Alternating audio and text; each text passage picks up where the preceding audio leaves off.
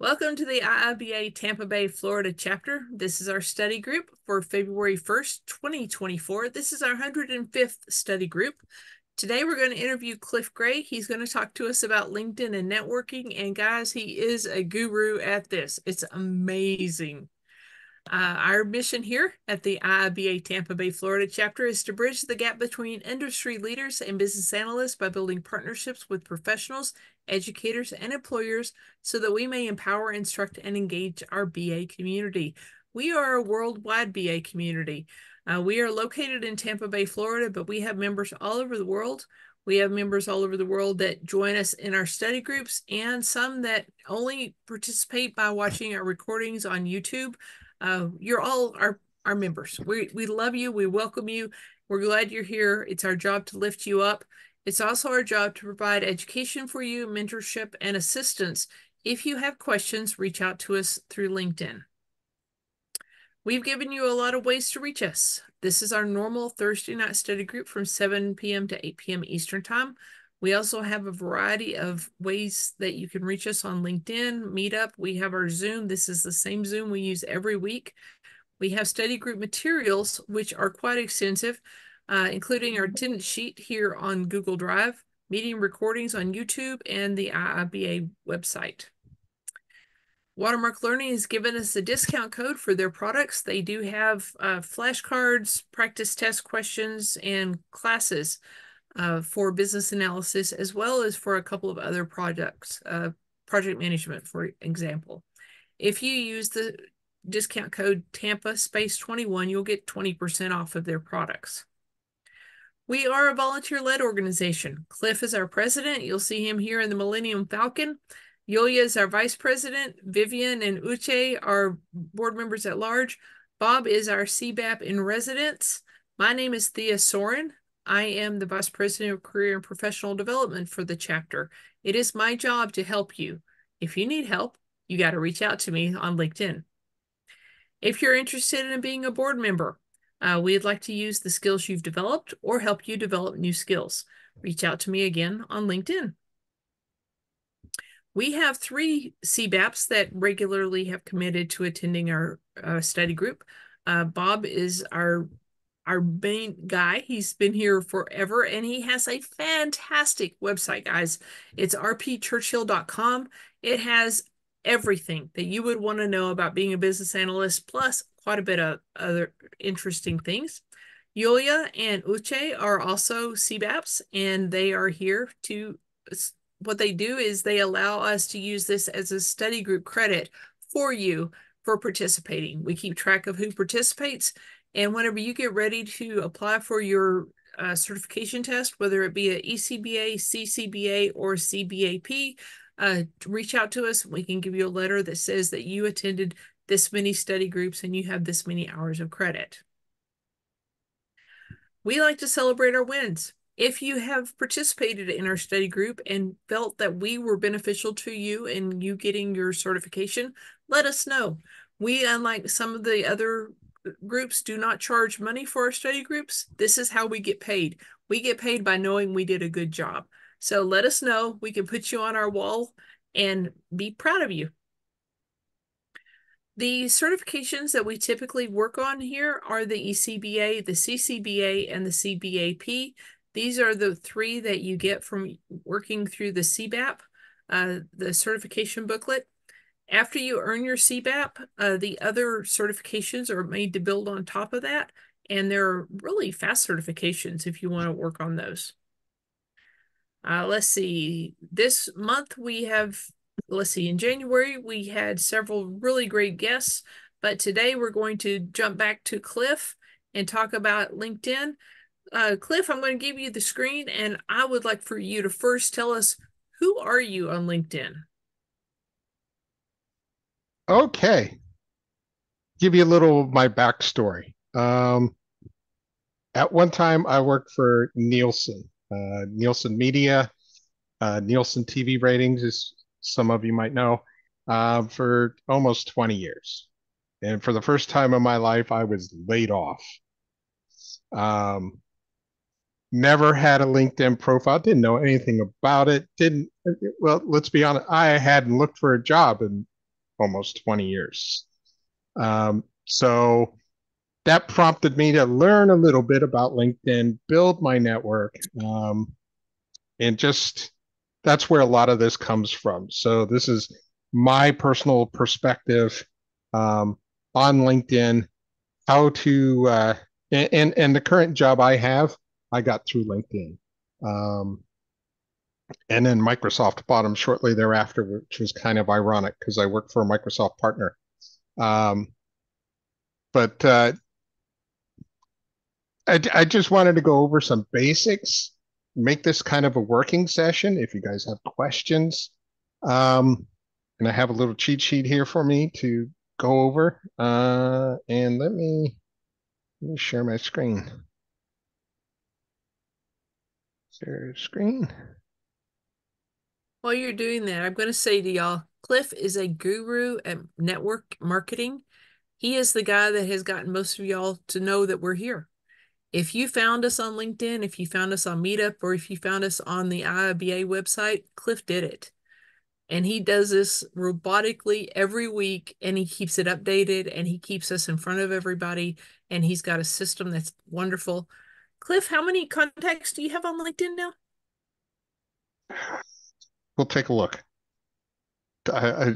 27, 28, Thousand. thousand, thousand. Yeah. How you can tell I'm a Microsoft guy because I'm looking where I can share my screen and I share a screen. Why can't I share a screen? There we Uh, go. okay. I got it. I got it.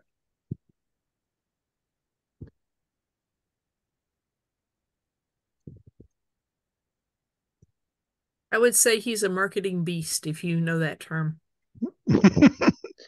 All right. So can everyone see my screen? It should just have my No, LinkedIn profile. not No, yet. not yet. I see the Oh, glorious come Millennium on. Falcon.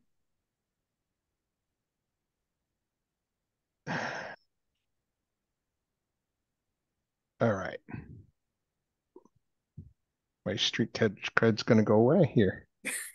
Why can't I? I can share if you need me to.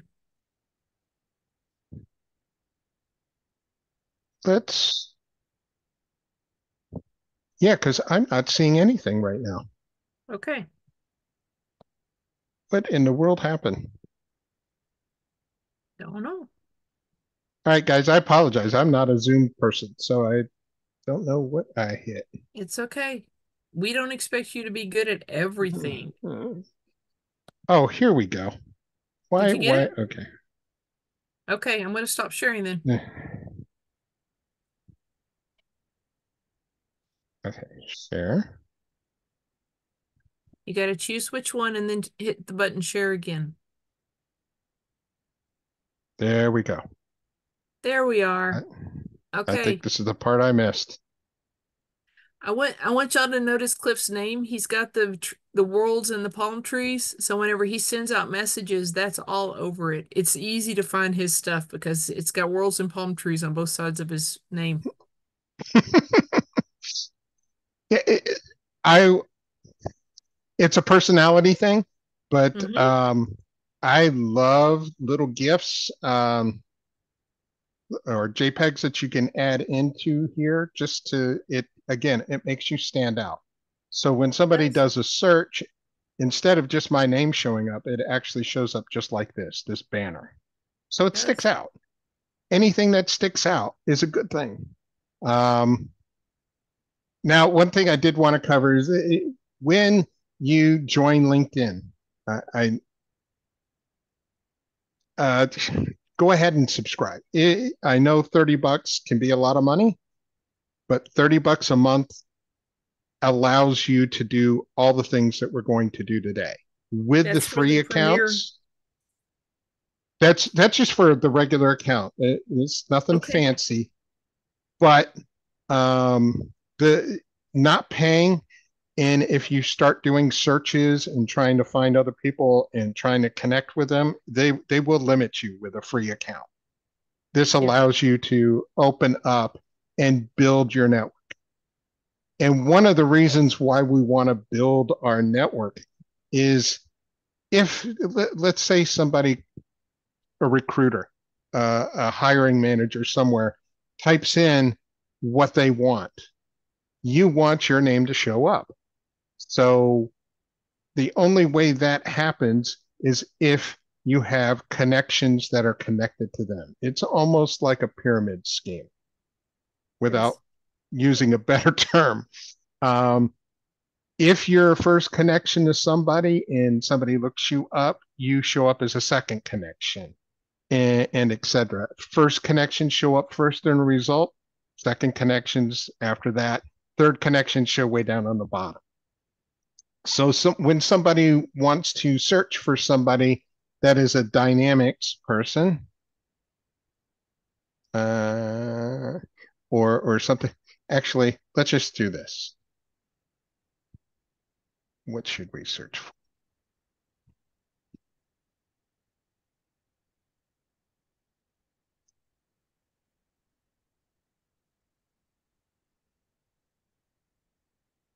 And it would help if I spelled it right. So this will show you people that work with Microsoft Dynamics. Hey, I'm not in the top list. Got to work on that. But this is what you want to be able to do. If you search for people,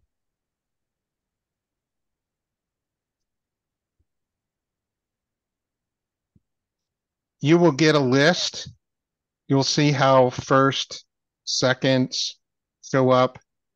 If I do a search for particular types of jobs, they again show up that way, first, second, third connections. So it's in your best interest to be connected. I hate to say it, as many people as you can possibly be connected. And I'll show you how to do that here a little later. But one other pet peeve we want to get covered is when you try and connect with somebody, before you even try and build your network or set yourself up, complete your profile. So, and what I mean by this is I get connection requests all the time from people who've built a profile. They put their name in here. They might put their degree and then they put nothing else. Or, even the most basic beginner should be able to at least fill out the basics. Um, it just leaves a bad impression, and you want to build up your profile before you start advertising it. You wouldn't want to sell a product before you complete it, basically. So please complete your profiles. Um, Uh, if you have And questions, go and ahead. put in your byline, the Correct. line underneath your name. Correct. This is basically a title. Now, I'm a big Star Wars geek, so over the years I've modified this. Um, and like Thea was saying, I put the world here in the palm tree, show that I'm in Florida. I basically work worldwide. I work with companies all over the world. Um, it's just a way to reference that to me. But again, it stands out when you're searched. Instead of seeing a list of names, all of a sudden they see a name and they see these pictures next to it, and your eyes are just drawn to it. It's to me that's why I do it. Um, Plus, I connect with a lot of alumni for USF. That's why I've got the USF here. And like I said, I'm a big Star Wars geek. So I found this Darth Vader looking at Data. Data is what I deal with. So that's the story behind this header. Um, so as far as that goes, yes, please, complete your profiles and then build your connections. Now, how many people, when they try and connect with others on LinkedIn, just hit this connect button? Sometimes. Or sometimes all that does is just send a connect. There's no message, there's no introduction, there's no nothing to it. So what I would recommend especially when you start doing just random searches or random type connections to reach out to somebody, is to come up with a great little line when you connect with somebody. And most of everybody on this call is going to know the one that I use because I probably connected to it that way. But you want to come up with a little introduction. You get 300 characters when you try and connect with somebody. So let's see here. You'll see mine. This is usually the phrase I use. I go through the recommended connections from LinkedIn, and that's where I come up with this when I try and connect with somebody. So you can also go into network here, and it will give you a ton of recommendations in here. If you have a university that you attended, a lot of times it'll have a whole university list here of fellow graduates. Alumni networks are great to connect to. And it will also, as you go down further, it will give you searches based on recent activity, people who have same professional organizations, etc. These are good people to reach out to try and connect with. And like I said, the goal here is to connect with as many people as you can. Be careful. One of the things that I learned the hard way is you will find all kinds of companies that sell add-ons to LinkedIn. There's one called LinkedIn Helper, and there's several others. All of those are not LinkedIn approved. LinkedIn does not allow third-party applications, and if they catch you using them, they will lock up your profile. And the reason why I tell you this is when I first started on LinkedIn, I started using LinkedIn Helper, and it got me barred on one of my profiles, and I had to start all over again. So be careful, because once LinkedIn locks you, you're done. And you end up losing all your connections and the ability to log in. So be careful. That's why I do a lot of this manually. Spend 30 minutes a day. I know it sounds like a lot, but over time you build up connections. And like I said, the goal is to have enough connections that instead of when you go looking for work, that you go to all these application websites and fill out application after application and never hear anything back. The goal is to get people coming to you, to actually reach out to you directly. And I get a lot of those. And it's a great feeling, personally. Like I said, my situation before was I've never had to look for a job in a long time. So to have to look, it's kind of nice to build this network up to the point where you're getting calls. You're getting people to reach out to you, looking for somebody rather than the other way around. So that is the ultimate goal here. Another way of getting credit for connections when you're first starting out is what they call groups. So we'll do a search here. If I can learn.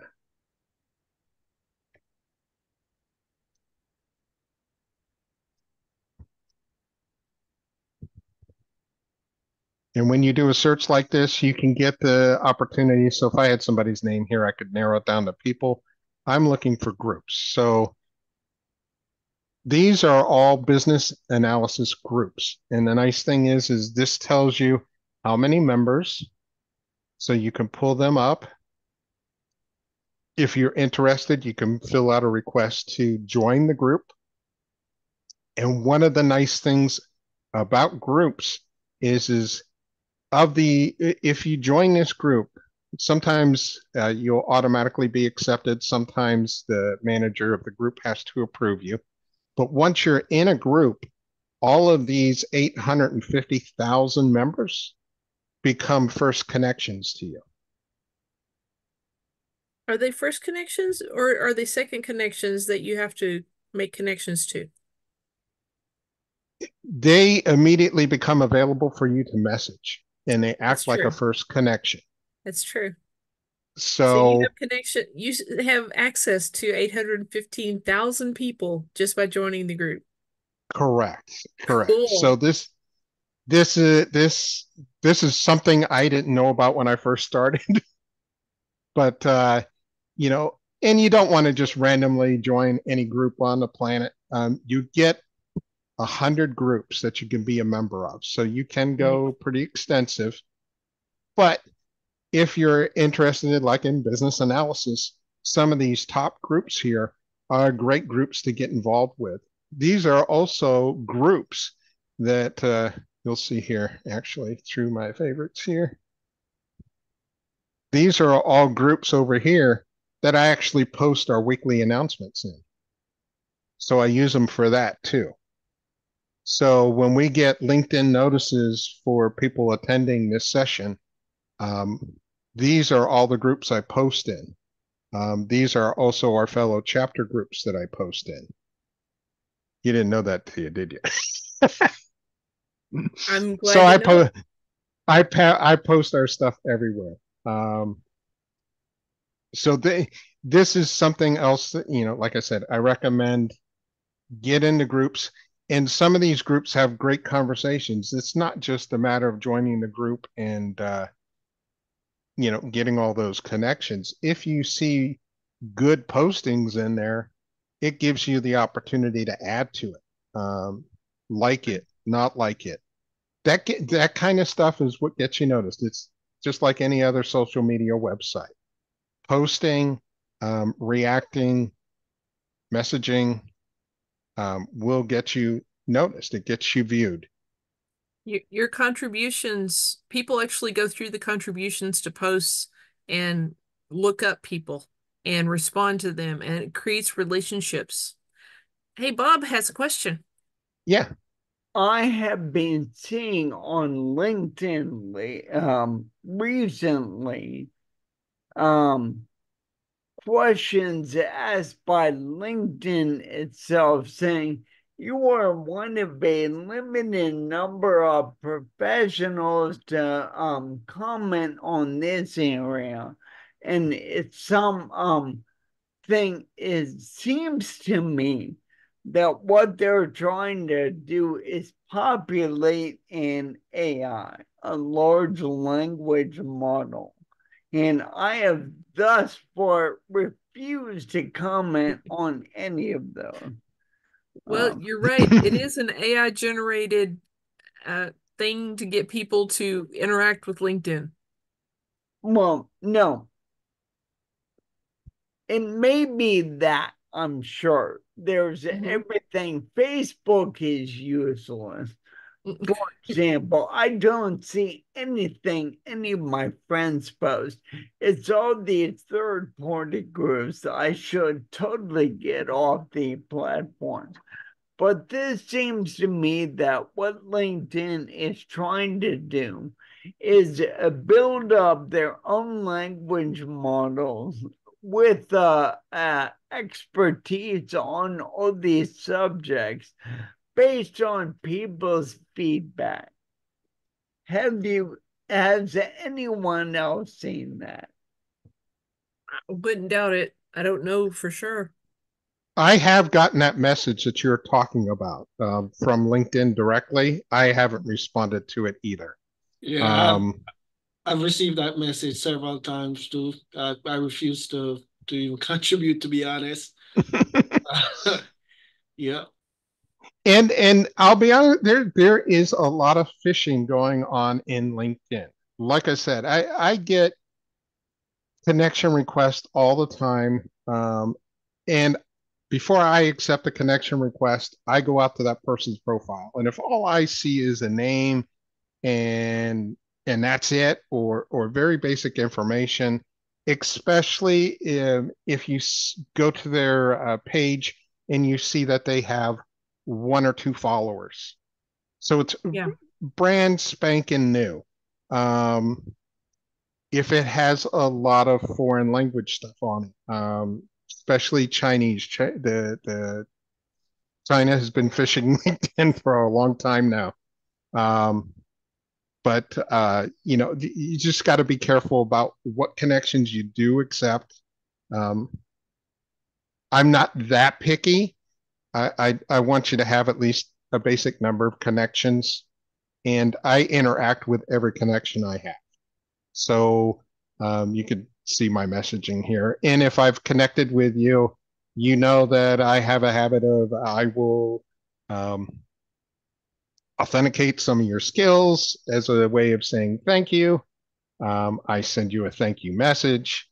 If I think you'd be interested in the BA, I'll invite you to that, invite you to this group. So, that's just the way I use it. Another way to build connections is watch your activity. Yeah, that's funny. The first thing that comes up here. I wonder why. That's the podcast that Paula and I did last week. So what I'll do here is a lot of times I'll go through here, and if I see something I like or I agree with or whatever, and I see a list of people that are liking it or commenting it or something, that will be another place that I can search for connections. Right now, we only got one reaction to this, but when you search through this, you can click on this and it will give you a list of everybody who's commented on this. And then you can open this up and basically data mine for connections. These are people that I would send a connection request to. So whenever we send connection requests, there's more than just making the connection. You have to make a relationship. Without the relationship, it's empty. So the relationship is, what can I do for you? Let me know more about you. If you'd like to meet, let's meet. Let's get to know each other. Let's figure out what good we can do together. I'm writing a book with somebody that I just reached out to, and we created a relationship, and we're finishing the book now.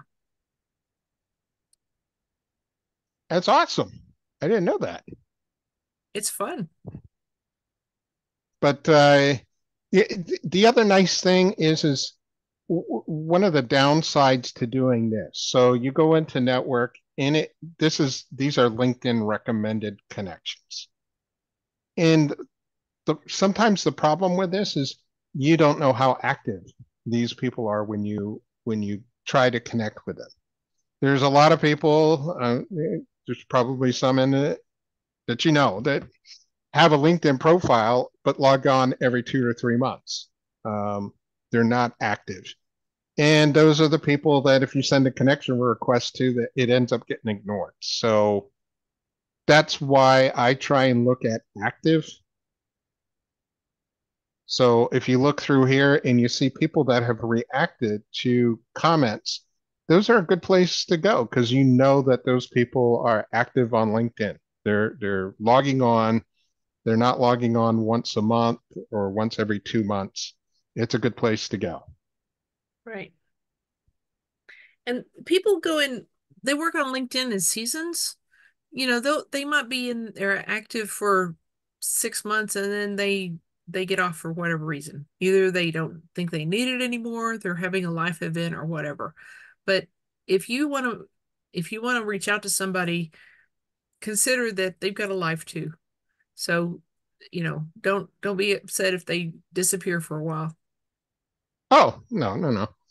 Like I said, these are the ways to build up your network as quickly as possible. Right. Now, record keeping wise, what I like to do is if you go into network and you go into manage, this is where you can actually see the connection requests that you've sent out.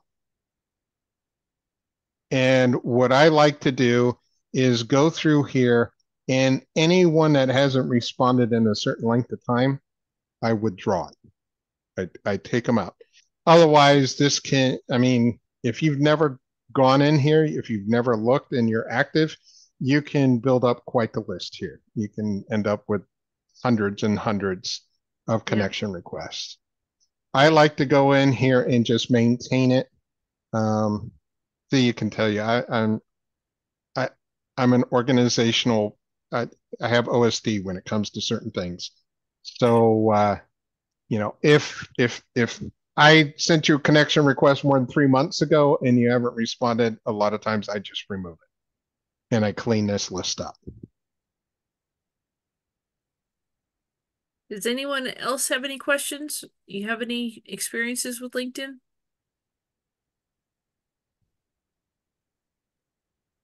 Talk Hi, this is about how you add the images behind your main profile picture. And also Absolutely. talk about how to do the non-default link structure. So it's linkedin.com/in/whatever you want. Right. Oh, Important things. absolutely. That's actually, you're right. Now, when I first set mine up, now when you first set yours up, a lot of times it'll give you a URL with your name and maybe a dash and 500 numbers or whatever. Very ugly. I am a CRM architect for Microsoft in general. That's what I've been doing for a very long time. So it was kind of cool that when I set my profile up, CRM architect was actually available. So when I send somebody a URL to my page, you're right. It says LinkedIn CRM architect, but you can actually check to see if anything's available up here. And where is that? That's a good question. I think it's in, here you go. Edit and customize your URL. So you can actually go in here, and if you click on edit, it'll bring you up to a page where you can type in multiple things that you want to try, and it'll tell you if they're available or not. So it's kind of like email. If you want to change your email address to something that's easy to remember, a lot of people have Gmail addresses, as we know, that might be their name dash 500, whatever. This gives you the ability to try and customize it to whatever you want. And it makes it very, very, very easy to remember. That's the ultimate goal. If you can make it easy to remember, people can find you quicker. Yep. And it looks good on the resume whenever you put your LinkedIn address. It's like, I know what I'm doing. Oh, yeah, correct. Yeah, because we all put, most of us have, online resumes.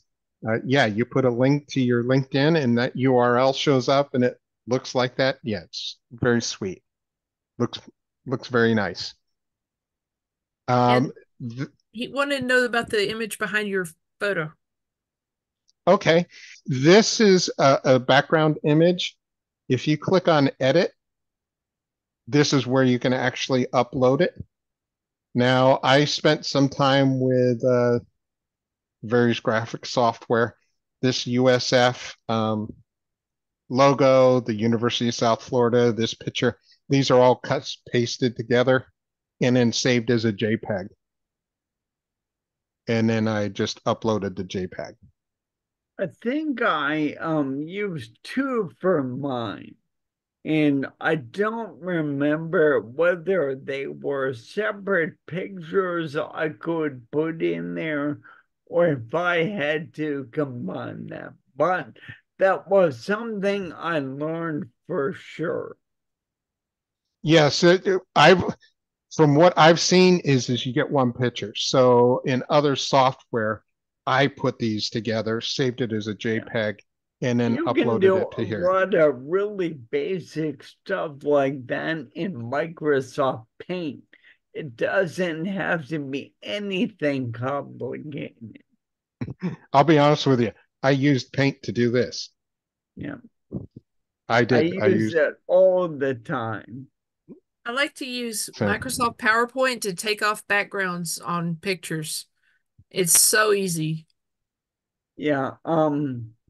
There are a lot of programs that will do that. I really like making diagrams in Visio and then having them use a clear background or a transparent background, and then using Paint 3D to crop them. So Very that cool. preserves the clear background. Now, another kind of cool thing of having a paid subscription to LinkedIn too is there's some other ways that you can do some data mining for connections. Right here on your page, you'll see this 939 profile views. This is a record of everybody who's looked at your page. So a lot of times I'll go through here. This will show you how many times people have looked through your page, and then you can search down here below. And if they're a second connection, third connection, in other words, if they're not a first connection, these are people that you can send a connection request to. I've got a little pre-selected message that says, hey, I noticed you visited my profile. Let's connect, work together, do whatever, come up with your own little phrases. But this is another place because I mean, honestly, somebody clicked on your page, they're interested in something. We might as well connect with it or try to. Right. So this is a good way. Now, another thing that I've done in the past,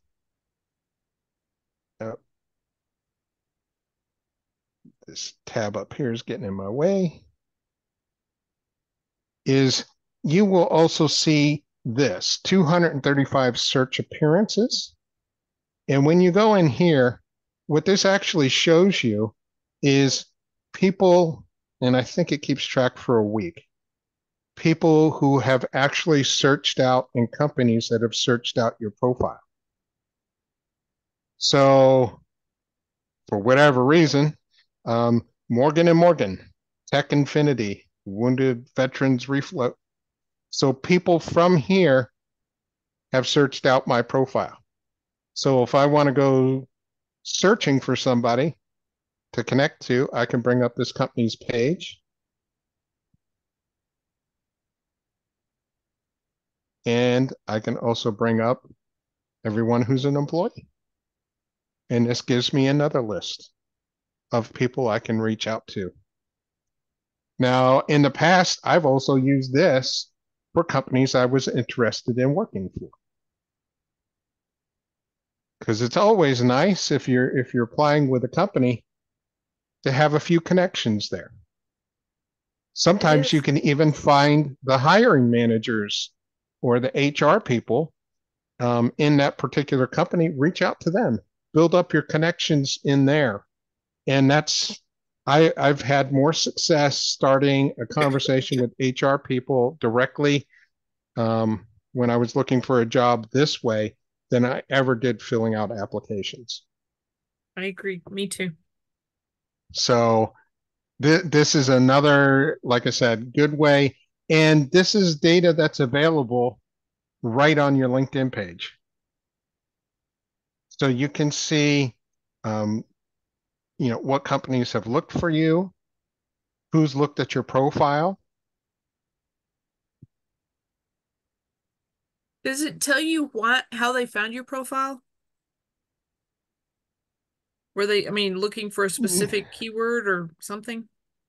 It doesn't, I don't think it tells you to search. I think it used to, but that was several years ago. And I want to say I agree with that because now it kind of just tells you what the titles are of the people that are searching out your profile. Right. I want to say it used to show some of the most common search parameters, and I think this is what they've kind of replaced it with. So Yeah. job titles they were searching for, these are the 3 job titles that I apparently come up highly on. So there's all kinds of data mining that you can do here with just some with just the basic $30. could you speak to the 500 plus connections? Absolutely. When you first start out, once you hit 500 connections, this no longer shows a number, basically. So once you hit 500 connections, this stays at 500 plus. If you're interested in approximating how many connections somebody has, all you have to do is just scroll down a little bit on their profile, and you will see this number, followers.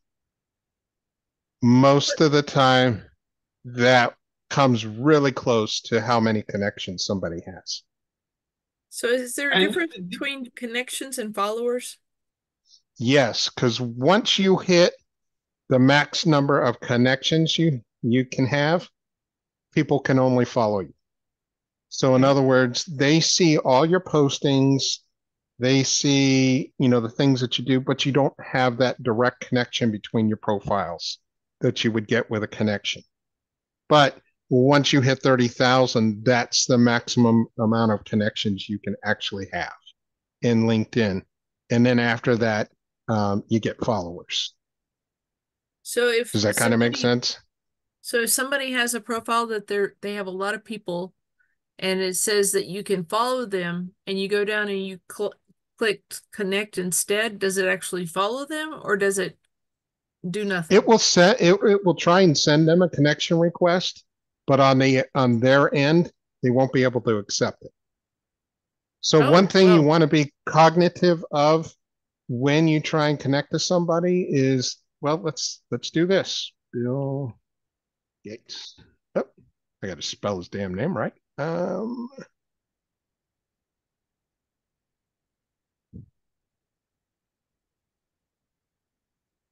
that's not the one I was looking for. There we go.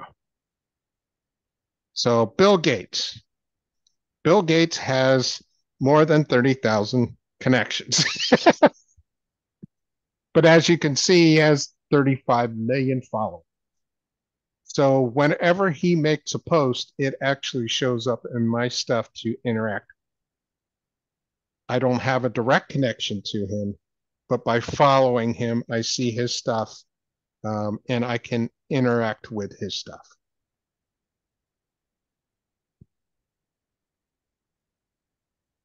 So, and that's a sure tell sign. If you go to somebody's page and actually, I'm surprised the connection button shows up here. They might have changed that, because in the past, if they had more than 30,000 connections, you couldn't even send them a connection request. Your only option was to follow them. And that's hopefully the status I'll be at in a few years. Who knows?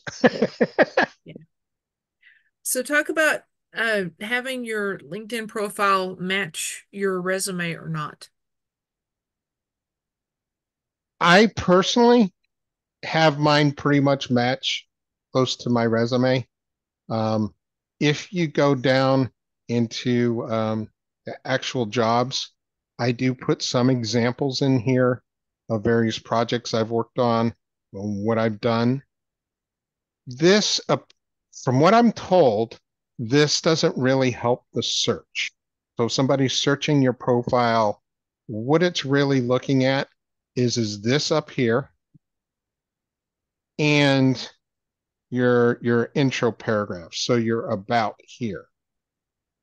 And I'm glad you asked that, because what I've done here is in the about, I've got a basic intro, but also down here, and people who optimize search engines understand this, is put a lot of keywords in here, skills, so that when somebody searches for somebody with these types of skills, I show up. So does it need to be there, or can it be in your skills section? Or is both better? I think both is better. That's another good point. I think with the skills section, it's limited. to how many skills you can put in there, whereas your about It section, there's is. a You character can only limit, have but 50 skills. yeah, Yes, at least with you can the only have about. 50 in here. And I can tell you this, some of the skills, there's LinkedIn skill assessment test. So if you pass the LinkedIn skill assessment test for that particular skill, this actually shows up under the skill. So I think that helps with your searching. So if somebody's searching for this particular skill, this in particular helps.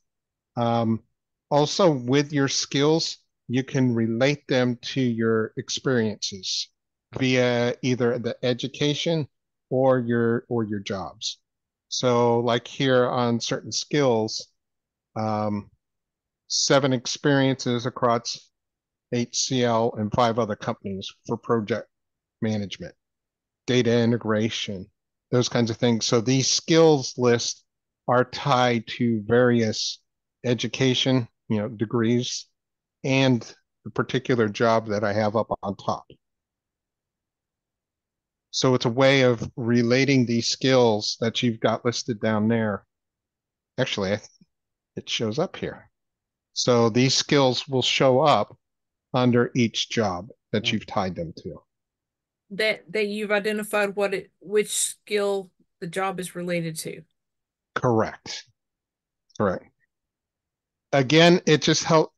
To me, it just makes the profile more complete. You instead of just those 50 skills that I've listed, I've added to over the years, and they are legitimate skills. For those that know me, I've built the house that I live in. I've built several houses for family members. And when I say that, I mean framing, plumbing, electrical, roofing, everything. So I list those kinds of skills on here as side tidbits. I also fix small engines a lot of times. Everybody likes to bring me their lawnmowers and weed whackers and chainsaws. Another when they skill no the longer Tampa work. Bay IIBA offers is Cliff Yeah. Scans. So, volunteer experiences are also very helpful on here. When my daughter was first starting out, she's a nurse now over at Moffitt, but when she was first starting out, volunteering at Metropolitan Ministries, volunteering, those are all things that you should put on here. People love seeing volunteer work. The IIBA, we're volunteers. We aren't getting paid for this. I do try and use this to my advantage, but there's nothing wrong with self-promotion. That's what this is all about. Right. So, yeah, honestly, go I'd ahead. like to encourage everyone to take inventory of what you're currently doing at work and keep track of your wins, how you've impacted your team, because it's more than a list of what you know how to do or what your job says you're supposed to do. It's talk about the wins in there as well. Never, never lie about what your accomplishments or your skills are, because it can be found out. You just don't want to have that mess. And you want some integrity. So present yourself with LinkedIn in the best possible light, but think about what can you add to your skill set and showcase on LinkedIn that's going to catch somebody's attention and make them want to talk to you about an opportunity or a partnership or something that you can help them with. Oh, absolutely. And I do my best to try and keep this up to date, because if I ever do have to do a resume for somebody, this gives me a place to cut and paste from. Right. A single source of truth, as we like to call it, right? Yeah. We love that phrase. So, I've done a lot of projects here, but some of the recent stuff, like Microsoft deprecated what they call their DES services and have started using Microsoft Synapse, Fabric, Data Lake. So these are all key things that recent projects or things that I'm doing right now. So I make sure I put them in here. I highlight them. I'll take some of the old stuff out and I'll put some of the new stuff in. But again, if I have to do a resume for somebody, this gives me a nice central source of truth I can cut and paste from. People ask what you do. Because the thing is if people are looking at this, honestly, if a hiring manager is looking at this, if they've gotten this far in your profile, they're very interested. So you want to make this very accurate with what you're doing. If somebody's looking for Synapse people, Fabric people, there it is, right there. They'll see it. Hey, Cliff, let's talk about terminology. You and I were talking about the difference between programs and apps today. Using current terminology, what people are going to be searching for is really important. We need to go through our LinkedIn and our resume and be sure we're using current terminology. Don't you agree? Oh, absolutely. Even bringing up old terms, I still see profiles sometimes with COBOL and Fortran, and I'm old enough to remember what those are. But yeah, it might be time to update some of the terminology. Like the one you were just talking about, like programming. Programming is still, I guess, a term that's used, but if you want to use the latest buzzword, it's apps. Everybody's doing an app. Microsoft, everyone's building Power Apps. Dynamics, Microsoft's Dynamics, which is their CRM system, is basically a Power App. It's a big Power App that they sell as a service, but it's still a Power App. So using the latest terminology, yes, is very important, especially if they're searching. Because if a recruiter's searching, they're not going to know what Microsoft Synapse is. They just know that they've got on their list here that, oh, I got to find somebody that knows Microsoft Synapse or Microsoft Fabric. So you want it on there, you want it updated, so it's at least searchable. You're findable. That's the whole goal here, is to be findable, Right. and start that conversation between you, a recruiter, or even better yet, a hiring manager. I won't say anything bad about recruiters. Some recruiters are absolutely great. And some recruiters, you can tell they were outsourced to recruit. So you have to be careful. And some recruiters are salesmen, and they'll say Yes, whatever it takes to get their things sold. correct. So, it's just like anything else. This is basically, here, we're going to date ourselves. This is your yellow pages for yourself. This is your This is your advertisement advertisement. for yourself. So, and that's why I kind of say complete your profile as best you can, because you want the most complete profile that you can put together for yourself before Right. you start going out and advertising yourself. Because when you're trying to get connections, that's what you're doing. People are looking at your profile and seeing if they can help you, or if they need you, or if they want you. I mean, it's just Cliff, that simple. the three buttons underneath your name, the open to, add profile section, and more, I think it's important that people have those filled out properly. I mean, the open to and more. More is how to contact you. Um, and so if you don't give people a email way to contact you, I'm sorry, it's contact info. If you don't give people Yes. an email way to contact you, sometimes they won't even try. So consider putting a legitimate monitored email way in there. Cliff, you got your phone number in there. That's cool. Now, that is Maybe, my work. That is my work cell phone. okay. So I don't put my personal cell phone.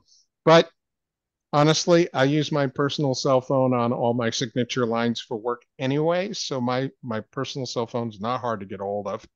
Um, I haven't had a landline in 20 years. So it's either, my work cell phone or my personal cell phone. But Right. that is one other good point here too, is in your contact info, you can add your profile link. You can add various websites. Now, these are all the groups. So this is our LinkedIn IIBA group. This is our IIBA Tampa Bay company profile site. And this is our meetup to our IIBA events. So I put all of those in here along with my email address. Now,